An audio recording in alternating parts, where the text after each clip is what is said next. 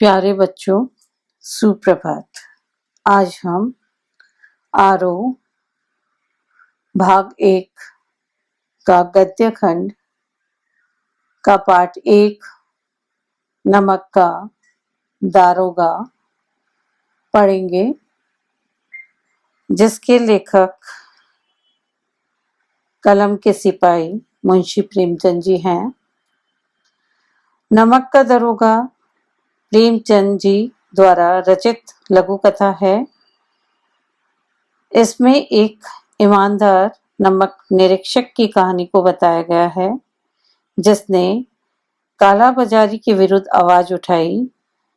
यह कहानी धन के ऊपर धर्म के जीत की कहानी है।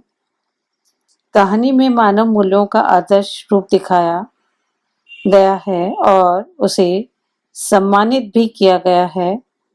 सत्यनिष्ठा, धर्मनिष्ठा और कर्मशीलता को विश्व के दुर्लभ गुणों में से बताया गया है।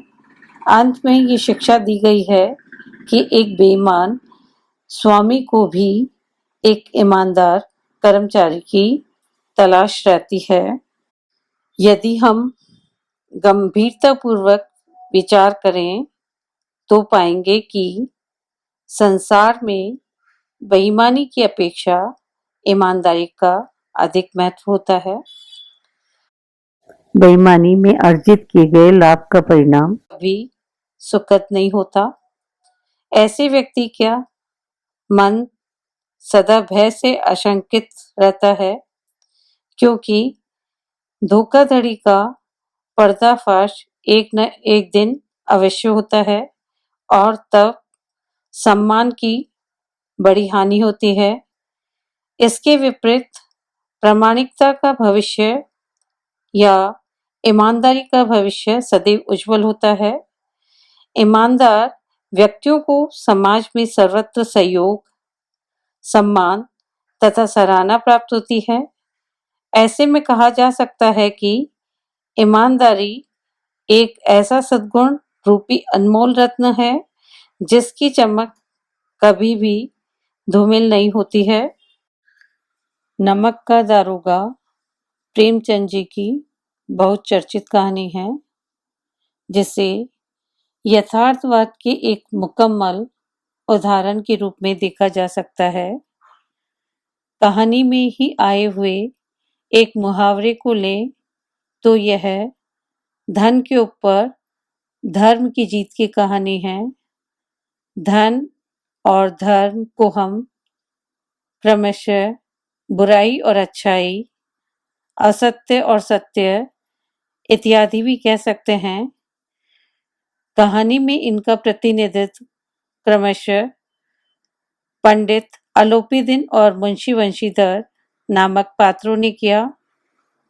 ईमानदार कर्मयोगी मुंशी वंशीधर को खरीदने में असफल रहने के बाद पंडित अलोपीदीन अपने धन की महिमा का उपयोग कर उन्हें नौकरी से मुअत्तल करा देते हैं, लेकिन सत्य के आगे उनका सिर झुक जाता है।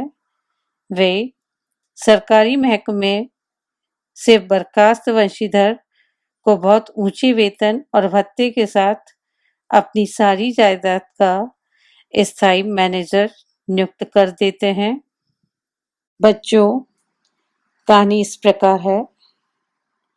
जब नमक का नया विभाग बना और ईश्वर प्रदत्त वस्तु के व्यापार करने का निषेध हो गया, तो लोग चोरी छिपे इसका व्यापार करने लगे। अनेक प्रकार के छल प्रपंचों का सूत्रपात हुआ। कोई घूस से काम निकालता था, कोई चालाकी से। अधिकारियों के पोबारा थे। पटवारीगिरी का सर्वसम्मानित पद छोड़कर लोग इस विभाग की नौकरी पाना चाहते थे। मुंशी वंशीधर रोजगार की खोज में निकले। उनके पिता एक अनुभवी पुरुष थे। समझाने लगे, बेटा, घर की दुर्दशा देख रहे हो? ऋण के बोझ से दबे हुए हैं। लड़कियां हैं, वह घास फूस की तरह बढ़ती चली जाती है। मैं कगारे पर का वृक्ष हो रहा हूँ, न मालूम कब गिर पड़ूं। अब तुम ही घर के मालिक मुख्तार हो। नौकरी में औहदे की ओर ध्यान मत देना, यह तो पीर का मजार है। निगाह चढ़ावे और चादर पर रखनी चाहिए। ऐसा काम ढूंढना जहां कुछ ऊपरी आय हो। मासिक वेतन तो पूर्ण मासी का चांद है, जो एक दिन दिखाई देता है और घटते घटते लुप्त हो जाता है। ऊपरी आय बहता हुआ स्रोत है, जिससे सदैव प्यास बुझती है। वेतन मनुष्य देता है, इसी से उसमें वृद्धि नहीं होती। ऊपरी आमदनी ईश्वर देता है, इसी से उसकी बरकत होती है। तुम स्वयं विद्वान हो, तुम्हें क्या समझाऊं। इस उपदेश के बाद पिताजी ने आशीर्वाद दिया। वंशीधर आज्ञाकारी पुत्र थे। ये बातें ध्यान से सुनी और तब घर से चल खड़े हुए। अच्छे शकुन से चले थे। जाते ही नमक विभाग के दरोगा पद पर प्रतिष्ठित हो गए। वेतन अच्छा था और ऊपरी आय का तो ठिकाना ही न था। वृद्ध मुंशी जी को सुख संवाद मिला तो फूले न समाये। जाड़े के दिन थे और रात का समय। नमक के सिपाही चौकीदार नशे में मस्त थे। मुंशी वंशीधर को यहाँ आए अभी 6 महीने से अधिक न हुए थे, लेकिन इस थोड़े समय में ही उन्होंने अपनी कार्य कुशलता और उत्तम आचार से अफसरों को मोहित कर लिया था। अफसर लोग उन पर बहुत विश्वास करने लगे। नमक के दफ्तर से 1 मील पूर्व की ओर जमुना बहती थी। उस पर नावों का एक पुल बना हुआ था। दरोगा जी किवाड़ बंद किए मीठी नींद में सो रहे थे। अचानक आंख खुली तो नदी के प्रवाह की जगह गाड़ियों की गड़गड़ाहट तथा मल्लाओं का कोलाहल सुनाई दिया। उठ बैठे। इतनी रात गए गाड़ियां क्यों नदी के पार जाती है? अवश्य कुछ न कुछ गोलमाल है। तर्क ने भ्रम को पुष्ट किया। वर्दी पहनी, तमंचा जेब में रखा और बात की बात में घोड़ा बढ़ाए हुए पुल पर आ पहुंचे। गाड़ियों की एक लंबी कतार पुल के पार जाती दिखी। डांट कर पूछा, किसकी गाड़ियां हैं? थोड़ी देर तक सन्नाटा रहा। आदमियों में कुछ कानाफूसी हुई। तब आगे वाले ने कहा, पंडित अलोपीदीन की। कौन पंडित अलोपीदीन? दातागंज के मुंशी वंशीधर चौके। पंडित अलोपीदीन इस इलाके के सबसे प्रतिष्ठित जमींदार थे। लाखों रुपए का लेन देन करते थे। इधर छोटे से बड़े कौन ऐसे थे जो उनके ऋणी न हो। व्यापार भी लंबा चौड़ा था। मुंशी जी ने पूछा, गाड़ियां कहाँ जाएगी? उत्तर मिला, कानपुर। लेकिन इस प्रश्न पर कि इनमें क्या है, सन्नाटा छा गया। दारोगा साहब का संदेह और भी बढ़ा।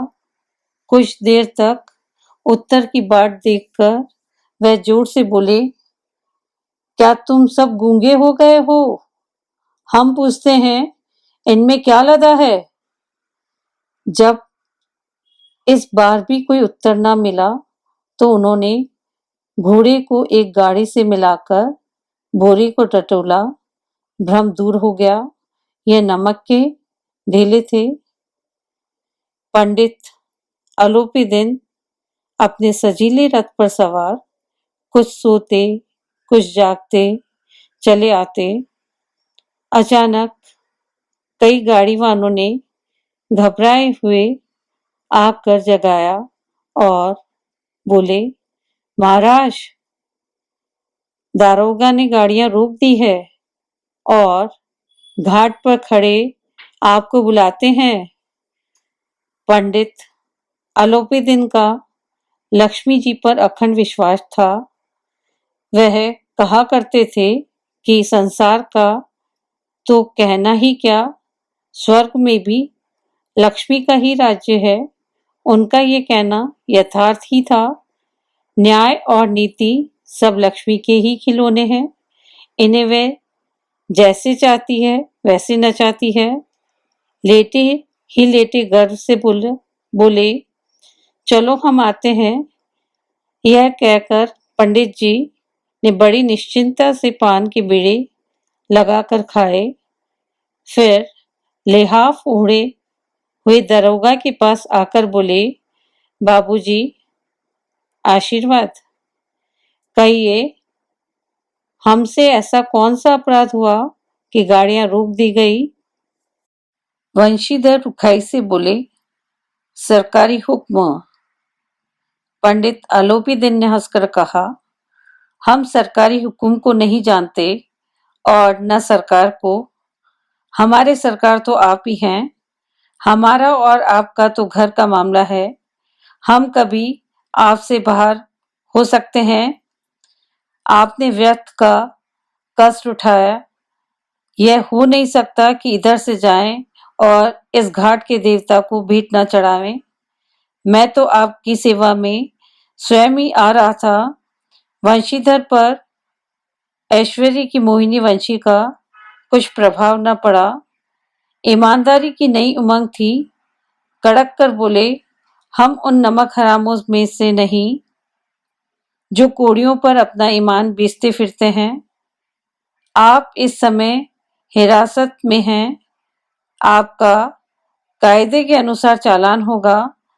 बस मुझे अधिक बातों की फुर्सत नहीं है। जमादार बदलू सिंह, तुम इन्हें हिरासत में ले लो। मैं हुक्म देता हूं। पंडित आलोपी दिन स्तब्ध हो गए। गाड़ी वालों में हलचल मच गई। पंडित जी के जीवन में कदाचित यह पहला ही अवसर था कि पंडित जी को यह ऐसी कठोर बातें सुननी पड़ी। पंडित जी ने धर्म को धन का ऐसा निरादर करते कभी ना देखा था। विचार किया, यह अभी उद्दंड लड़का है। माया मुंह के जाल में अभी नहीं पड़ा। अल्लड़ है, झिझकता है। बहुत दीन भाव से बोले, बाबू साहब, ऐसा ना कीजिए, हम मिट जाएंगे। इज्जत धूल में मिल जाएगी। हमारा अपमान करने से आपके हाथ क्या आएगा? हम किसी तरह आपसे बाहर थोड़ी ही हैं। वंशीधर ने कठोर स्वर में कहा, हम ऐसी बातें नहीं सुनना चाहते।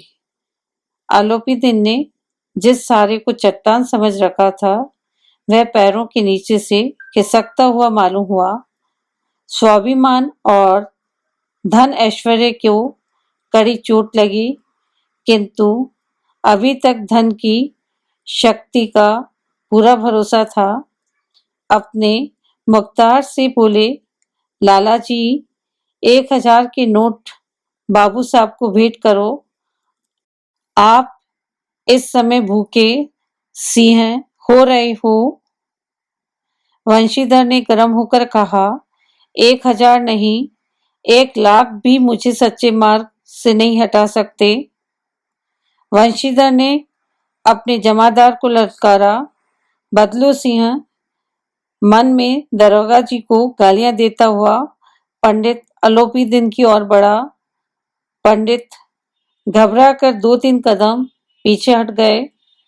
अत्यंत दीनता से बोले, बाबू साहब, ईश्वर के लिए मुझ पर दया कीजिए। मैं 25,000 पर निपटारा करने को तैयार हूं। असंभव बात है। 30,000 पर किसी तरह भी संभव नहीं। क्या 40,000 पर भी नहीं? 40,000 नहीं, 40 लाख पर भी असंभव है। बदलो सिंह, इस आदमी को अभी हिरासत में ले लो। अब मैं एक शब्द भी नहीं सुनना चाहता। धर ने धन को पैरों के तले कुचल डाला। अलोपीदीन ने एक हष्ट-पुष्ट मनुष्य को हथकड़ियों लिए हुए अपनी ओर आते देखा। चारों ओर निराश और कातर दृष्टि से देखने लगे। इसके बाद एकाएक मूर्छित होकर गिर पड़े। जब दूसरे दिन पंडित अलोपीदीन अभियुक्त होकर कांस्टेबलों के साथ हाथों में हथकड़ियां, हृदय में ग्लानि और शोभ भरे लज्जा से गर्दन झुकाए अदालत की तरफ चले तो सारे शहर में हलचल मच गई। सभी लोग विस्मित हो रहे थे, इसलिए नहीं कि अलोपीदीन ने क्यों ये कर्म किया, बल्कि इसलिए कि वे कानून के पंजे में कैसे आए।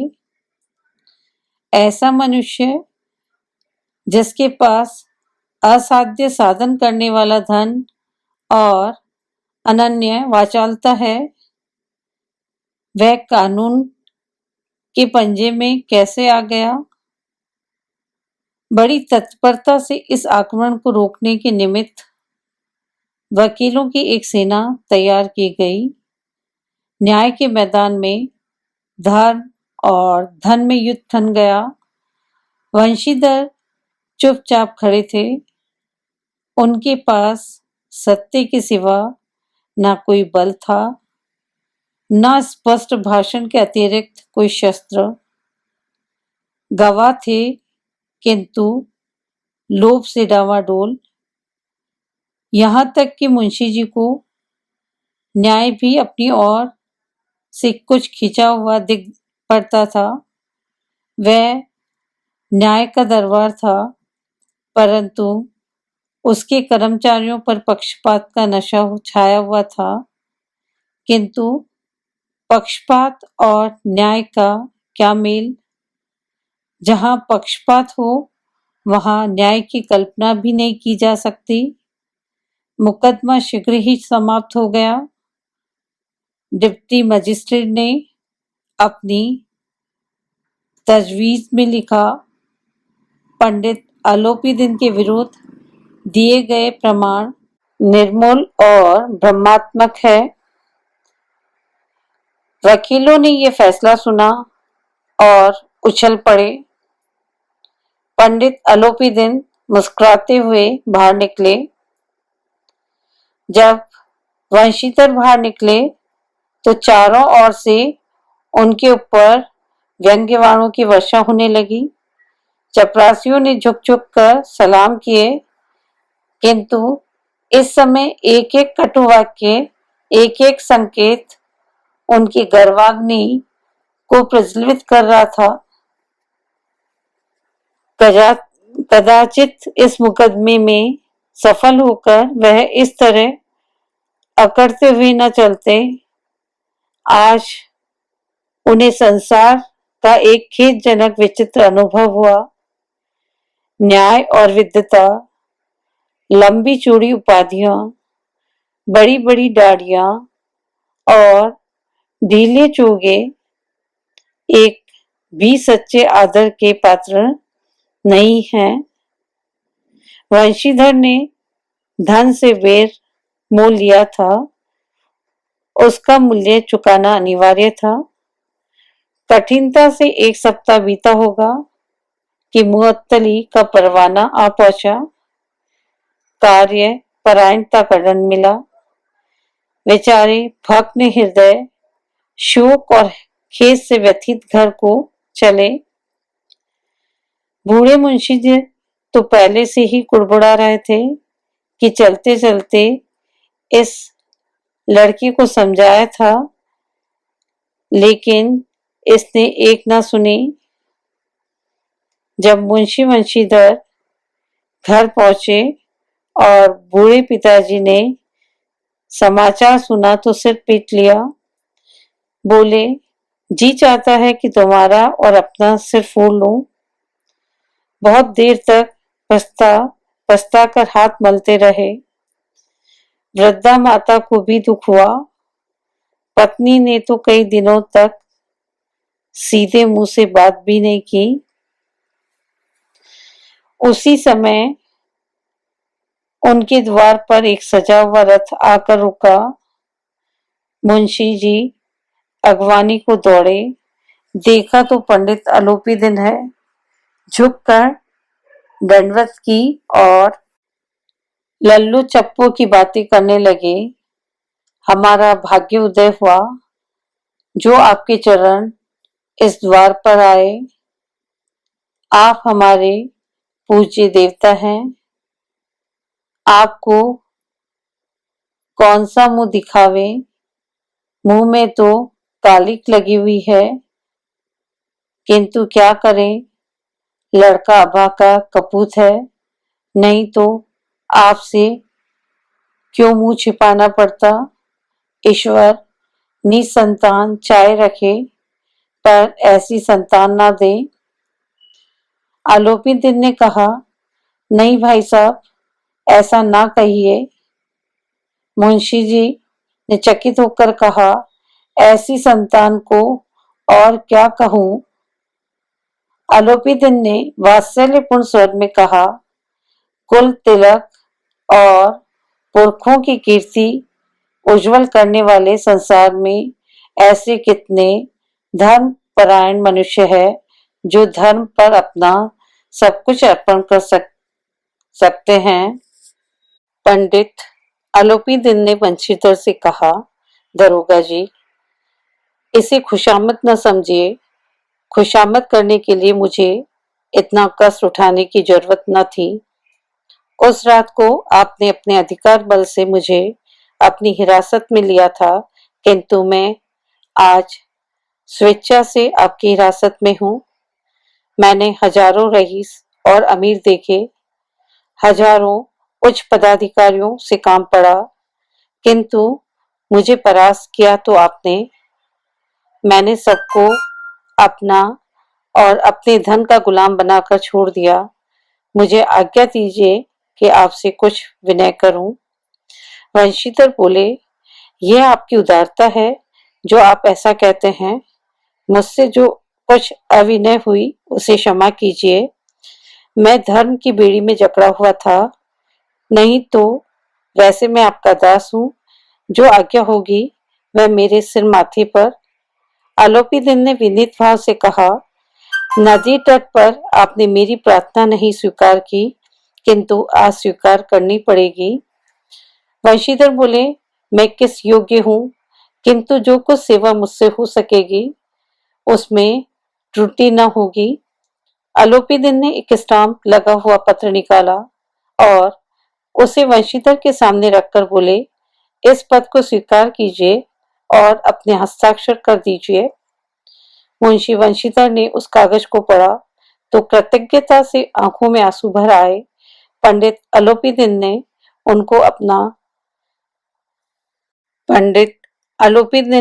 उनको अपनी सारी जायदाद का स्थायी मैनेजर नियुक्त किया था। 6,000 वार्षिक वेतन के अतिरिक्त रोजाना खर्च अलग, सवारी के लिए घोड़े, रहने को बंगला, नौकर चाकर मुफ्त। कंपित स्वर से बोले, पंडित जी, मुझ में इतनी सामर्थ्य नहीं है कि आपकी उदारता की प्रशंसा कर सकूं, किंतु मैं ऐसे उच्च पद के योग्य नहीं हूं। आलोपी दिन ने हंसकर कहा, मुझे इस समय एक अयोग्य मनुष्य की ही जरूरत है। आलोपी दिन ने कलमदान से कलम निकाली और उसे वंशीधर के हाथ में देकर बोले, न मुझे विद्वता की चाह है, न अनुभव की, न मर्मज्ञता की, न कार्य कुशलता की। इन गुणों के महत्व का परिचय खूब पा चुका हूँ। अब सौभाग्य और सुअवसर ने मुझे वह मोती दे दिया जिसके सामने योग्यता और विद्वता की चमक फीकी पड़ जाती है। यह कलम लीजिए, अधिक सोच विचार न कीजिए, दस्तखत कर दीजिए। परमात्मा से यही प्रार्थना है कि वह आपको सदैव वही नदी के किनारे वाला बेमुरव्वत, उद्दंड, कठोर परंतु धर्मनिष्ठ दरोगा बनाए रखे। वंशीधर की आंखें डबडबाई। हृदय के संकुचित पात्र में इतना एहसान न समा सका। एक बार फिर पंडित जी की ओर भक्ति और श्रद्धा की दृष्टि से देखा और कांपते हुए हाथ से मैनेजरी के कागज पर हस्ताक्षर कर दिए। आलोपी दिन ने प्रफुल्लित होकर उन्हें गले लगा लिया।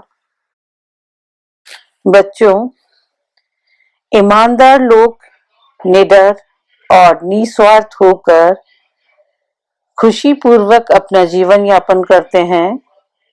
ईमानदारी किसी व्यक्ति के उसके परिवार एवं वातावरण पर निर्भर करती है। ईमानदारी से ही व्यक्ति के नैतिक चरित्र की पहचान की जाती है। ईमानदारी किसी भी रिश्ते में मजबूती और आत्मविश्वास लाने का काम करती है। इसके बिना किसी भी रिश्ते में मजबूती नहीं आ सकती है और न ही विश्वास कायम हो सकता है। ईमानदार व्यक्ति सदैव अनैतिक कामों से दूर रहते हैं और सच्चाई के मार्ग पर चलकर अपने लक्ष्यों को हासिल कर लेते हैं। बच्चों, इज्जत कमाई जाती है, ईमानदारी सराही जाती है, प्यार पाया जाता है और निष्ठा लौटाई जाती है। बच्चों, ईमानदारी सिर्फ पैसों की मोहताज नहीं होती। ईमानदारी हर उस चीज में होनी चाहिए जिसे आप सच्चे दिल से करते हो। ईमानदार बनो, दुनिया से नहीं, खुद से, अपने सपनों से। बच्चों, ये कहानी हमें यही मैसेज देती है कि हमें ईमानदारी का रास्ता चुनकर आगे बढ़ना चाहिए। ईमानदारी, चरित्र, सत्यनिष्ठा, विश्वास, प्रेम और वफादारी एक संतुलित सफलता की आधारशिला है।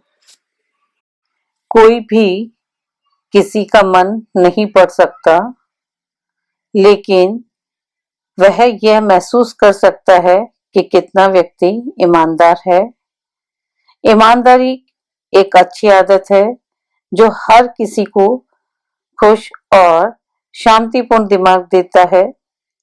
अपने प्रियजनों को झूठ बोलने से जो रिश्ते में विश्वासघात की स्थिति पैदा करता है, ईमानदारी एक खुश चेहरा और निडर मन देता है।